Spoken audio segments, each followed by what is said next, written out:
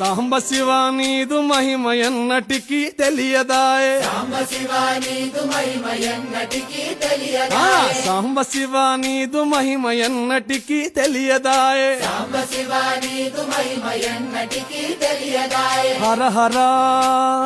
Shiva Shiva Hara Hara Shiva Shiva